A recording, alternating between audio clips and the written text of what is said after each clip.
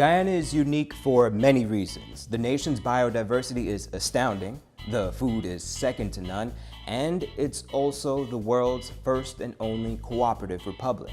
Now you might be thinking, well, that's cool and all, but what the heck is a cooperative republic? Well, stick around and find out. Welcome back, culture fans, to another episode of For the Culture Guyana, the show where we tell you about all the stuff they didn't teach you in school. Today, we're going to find out what is a cooperative republic and how Guyana even got this title in the first place.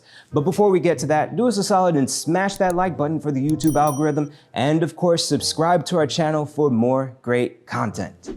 Naturally, our story begins with Lyndon Forbes Sampson Burnham. I mean, obviously, it's just like many other tales of post-independence Guyanese political history. I know, PPP trolls, but not yet. Please save the Burnham hate until the end of the video.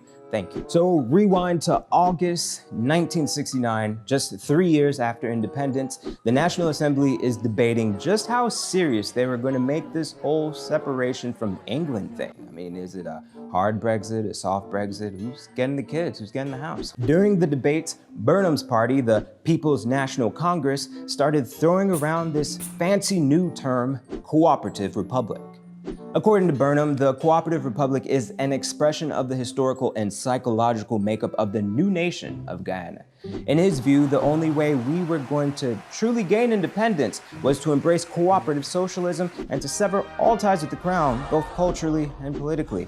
And apparently this emancipation could only be achieved by changing the nation's name, constitution, political system, and economy in a way that greater allowed national self-sufficiency.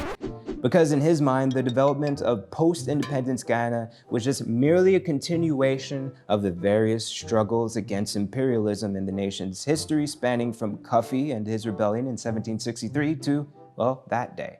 Then on February 23rd, 1970, Burnham got his wish. They gave the Governor General the boot, replacing him with Arthur Chung, the nation's first ceremonial president, and the nation celebrated its first Republic Day as the Cooperative Republic of Guyana. Now rebranded as the new and improved Cooperative Republic of Guyana, Burnham, now as Prime Minister, began his cultural revolution of making the small man the real man in order to bring about the rise of the new Guyana man. All his words, by the way. This involved his government throwing its weight behind the creation of the National Service, hundreds of community-based agricultural and social cooperatives, public housing schemes, and a whole set of public assistance programs that looked great on paper. But just as the old saying says, absolute power tends to corrupt absolutely. In 1974, Burnham declared the PNC to be supreme to the government.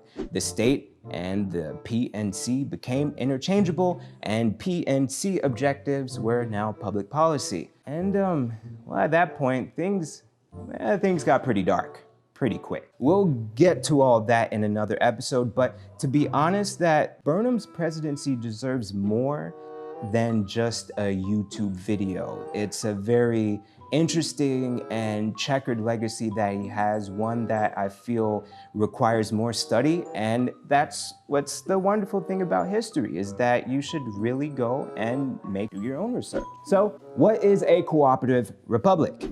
It was basically Burnham's brand of socialism, his political vision for Guyana, which he declared was socialism with Guyanese characteristics.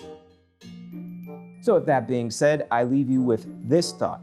Throughout history, there have been many socialist nations, many republics, and even many more cooperatives. But the only place you will find a cooperative socialist republic is in Guyana.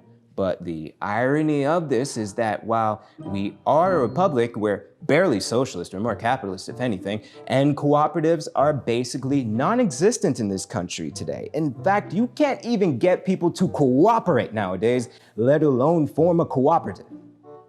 So seeing as this nation is so far from Burnham's vision, do you think it even makes sense to keep the word cooperative in the nation's name?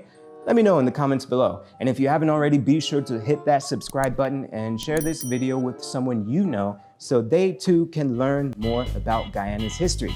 And always, if you're learning what the heck a cooperative republic is, then you're doing it for the culture.